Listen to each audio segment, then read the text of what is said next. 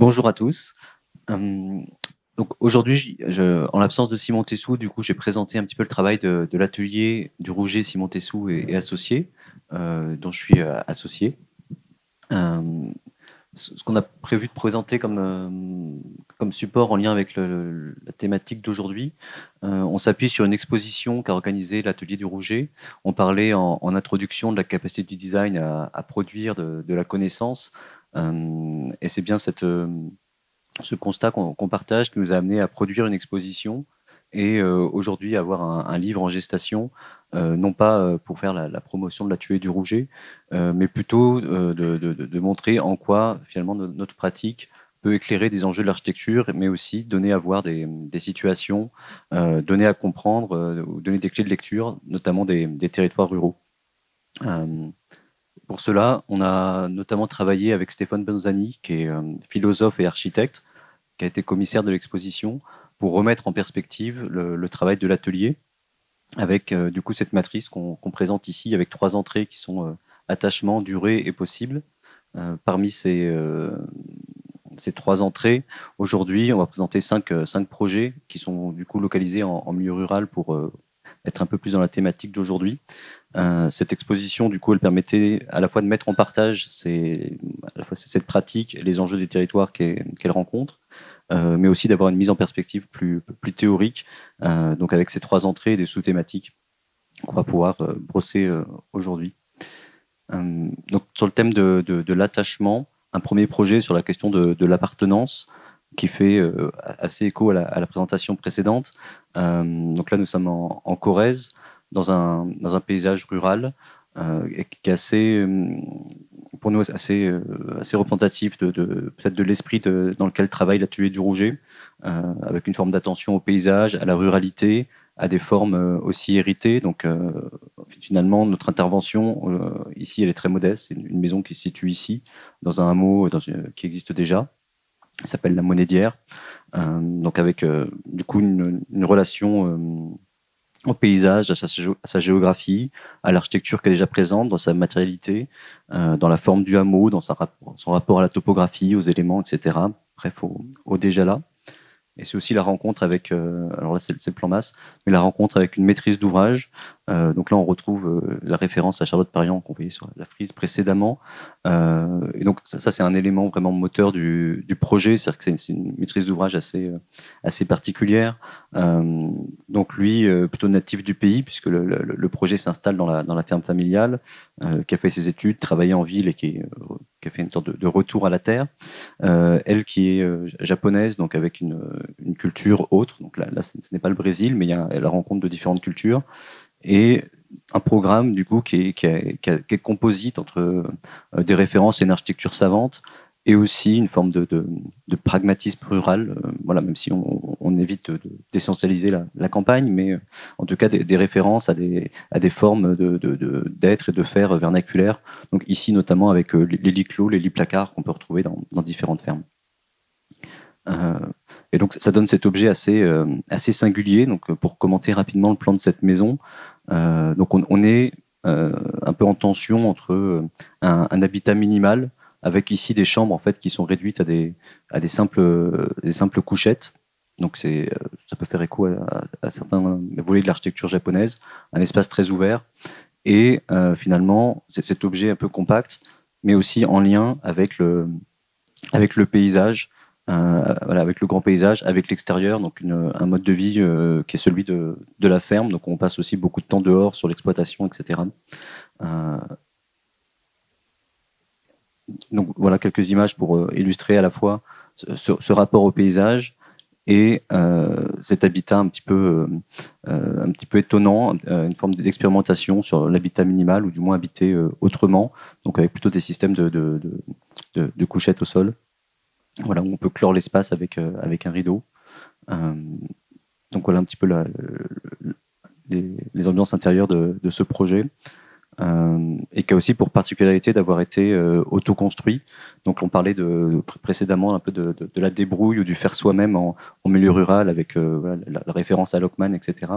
Donc là on est vraiment là-dedans, donc avec une maîtrise d'ouvrage qui a cette culture du faire de soi-même et qui du coup interroge aussi un petit peu la manière de faire pour la maîtrise d'œuvre. Donc on dessine pour quelqu'un qui va faire pour lui-même. Donc il y a pas de cahier des charges, de consultation d'entreprise, mais plutôt un carnet de détails assez précis et une sorte d'accompagnement à faire soi-même.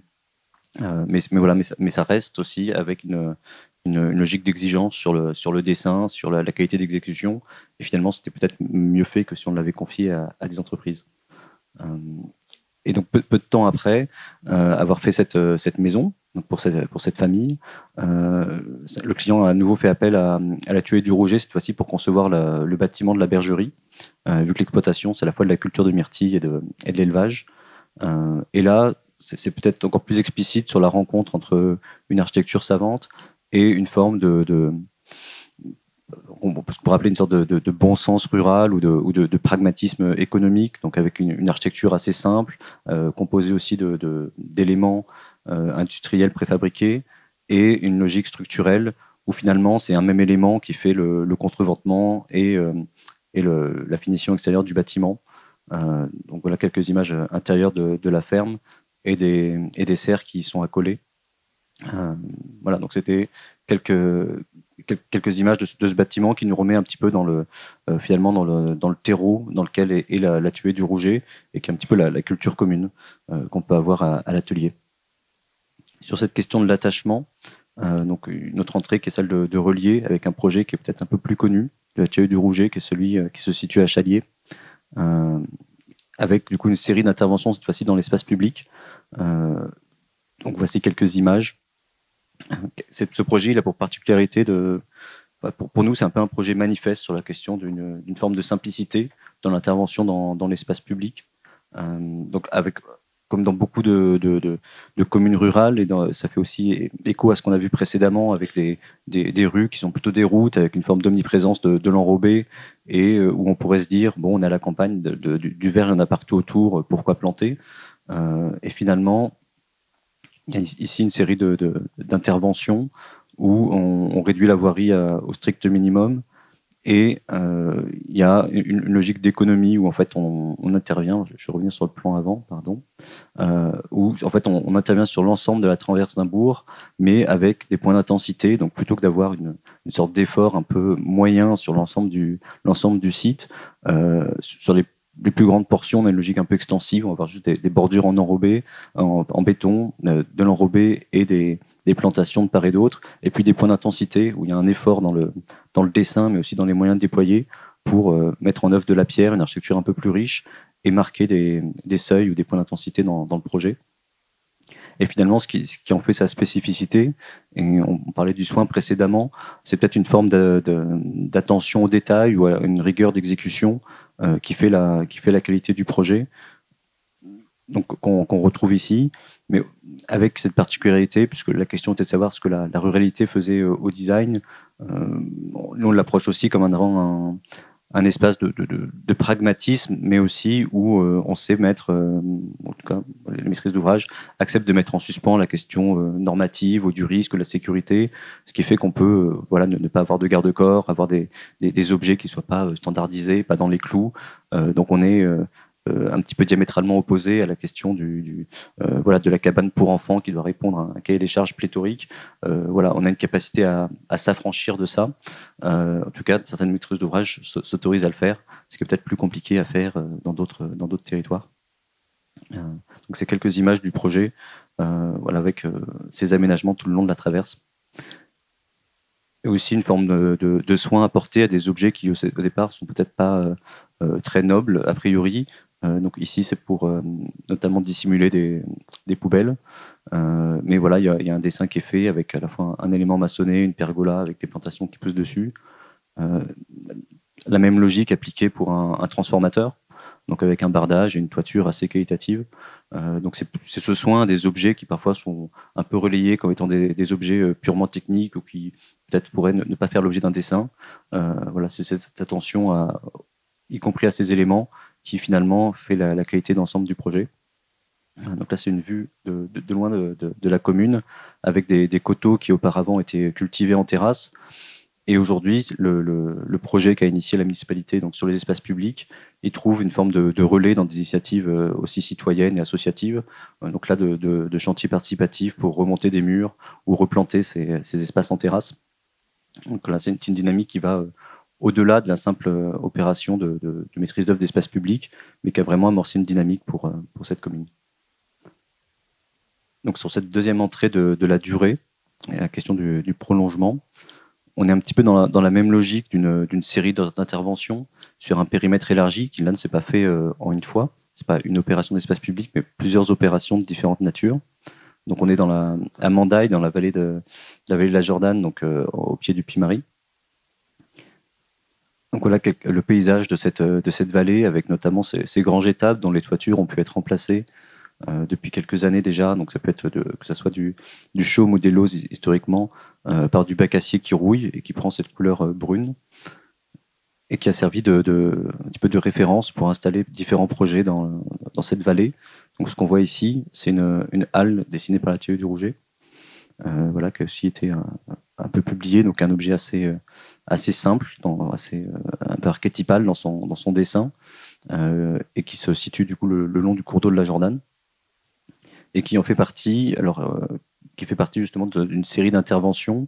Et ce qui est intéressant, c'est comment cette pluralité d'interventions, elle vient finalement restructurer un paysage plus large. Donc ici la halle, mais aussi plus loin une passerelle installée au-dessus de la rivière. Et on devine un petit peu derrière à la fois du mobilier, des cheminements, etc., qui ont été installés dans différents lieux de cette commune. Et on retrouve ici en arrière-plan finalement la grange qu'on avait en introduction dans sa matérialité. Et c'était un peu un des enjeux dans la manière d'intervenir dans ces communes, que de finalement retrouver une cohérence d'ensemble entre des actions contemporaines et un déjà là, qui soit patrimonial ou plus ancien ou plus moderne. Sur cette question du faire, parce qu'effectivement, l'exemple précédent à Mandaille, c'est pas fait en une fois, c'est une série d'interventions. Cette question du temps long, elle est portée notamment au Rouget, qui est la commune où est installé l'atelier. Et donc finalement, pour chacun des projets, y compris ceux qu'on a pu présenter précédemment, il y a la volonté de s'inscrire dans une forme de compréhension du temps long des sites, donc avec un travail de cartographie de l'évolution de la commune. Donc j'en fais pas ici la description détaillée, mais c'est de comprendre comment la commune du Rouget s'est développée en lien avec l'arrivée d'une gare, puis un bourg linéaire, puis des extensions pavillonnaires, une sorte de périurbanisation, avec l'implantation de différents équipements des années 50, etc. Bref, d'avoir cette compréhension de comment s'est construit la commune, l'aménagement du lac, etc., qui est un élément artificiel, et de dégager de cette lecture-là une stratégie d'ensemble. Donc c'était une sorte de projet manifeste pour l'atelier que de produire ce plan guide, donc qui se traduit par ce document, où l'idée est de s'autoriser finalement dans une sorte de situation héritée, faite de morceaux très indépendants les uns des autres, qui ont un peu leur logique autonome mais sans cohérence d'ensemble, à justement trouver une nouvelle logique, une capacité à articuler tous ces morceaux et d'anticiper ou d'esquisser une série d'interventions pour justement remettre ces objets en lien et faire émerger une figure. Donc c'est un petit peu le plan guide manifeste qui ensuite a servi de base à d'intervention dans un grand nombre d'autres communes. Et donc ces séries d'interventions, voilà, c'est un plan guide qui a été réalisé en 2017. Et donc depuis, il y a une grande partie qui a été réalisée, comme autant de pièces finalement d'un puzzle qui s'est construit peu à peu. Donc la première série d'interventions, elle s'est notamment concentrée le long de l'ancien foirail, donc avec des requalifications des espaces publics, de réaménager les parkings, les cheminements, et aussi tout simplement aménager des cheminements pour les piétons, ce qu'on voit ici, ce qui avant était inexistant, c'est-à-dire qu'on marchait toujours sur la route. des interventions autour du plan d'eau, avec encore une fois des questions de cheminement, mais aussi la manière de gérer la ripisylve, etc. Donc à chaque fois, c'est des sujets pluriels. Quelques images à nouveau. Et plus récemment, une série d'interventions, donc à la fois sur des aménagements de cheminement piéton le long des rues et routes, et différents programmes, dont chacun finalement est traité avec autant d'importance, qu'il s'agisse de dessiner un terrain de pétanque ou une médiathèque.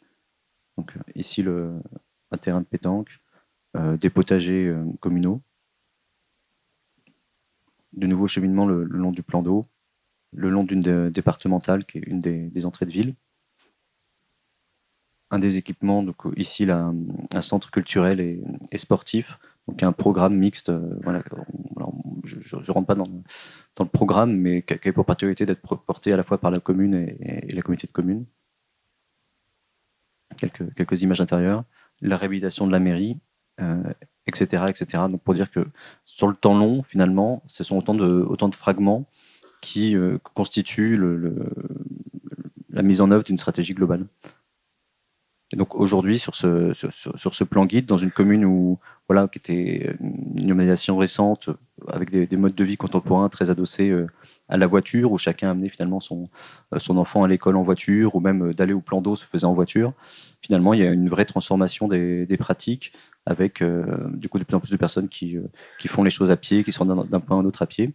Donc pour nous, c'est un projet manifeste qui nous permet aussi de dire, voilà, c'est possible dans le temps long d'arriver à transformer des situations héritées, dont parfois la logique première n'est pas tout à fait raccord avec les enjeux contemporains, etc. Cette méthode qui illustre le plan guide du Rouget, on la décline à un grand nombre de communes où on intervient pour faire des plans guides.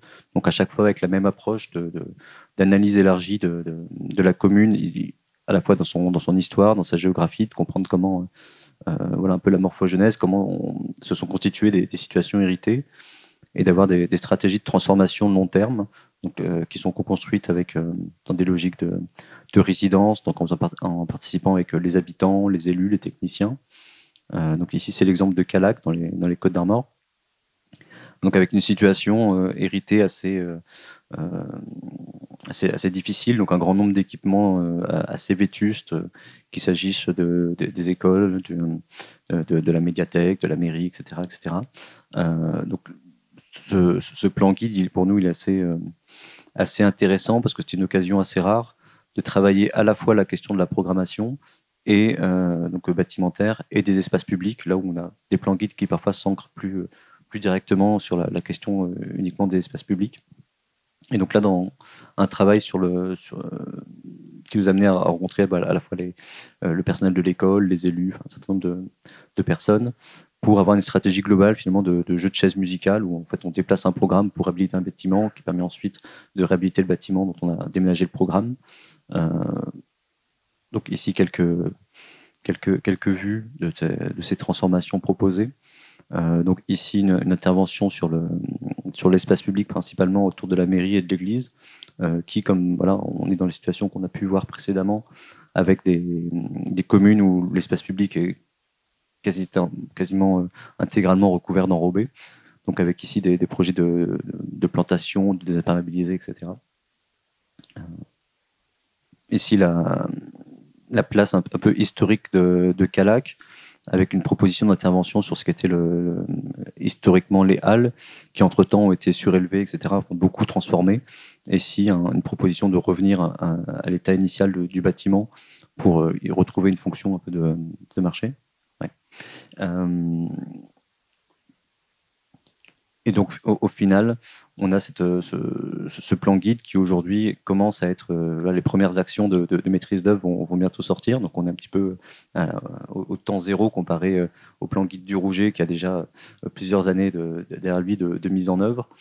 Et donc, c'est une manière on parlait tout à l'heure de l'importance d'avoir des maîtrises d'ouvrage qui s'engagent sur du temps long. Et c'est vrai que c'est une des conditions voilà, qui sont importantes dans ces plans guides, c'est d'offrir justement une vision sur le temps long, dans certains cas qui peuvent être accompagnés par l'atelier dans leur concrétisation, mais pas toujours. Et en tout cas, de s'autoriser, du moins, à voir à la fois loin et grand pour des communes qui parfois voilà, sont avec des élus contenus dans le guidon et qui n'ont pas toujours une capacité à faire le pas sur des projets assez ambitieux. Donc là, c'est ce que la municipalité a fait, puisqu'aujourd'hui, voilà, ils ont contracté un emprunt assez important pour mettre en œuvre une grande partie du plan guide, donc, qui est lancé. Donc voilà, je suis passé un petit peu vite sur ces 5 projets qui sont voilà, parmi les différents présentés dans l'exposition, qui est une exposition voilà, qui continue de circuler et qui est aussi un peu le noyau qui est à la base d'un livre en gestation qui devrait sortir en septembre ou prochainement.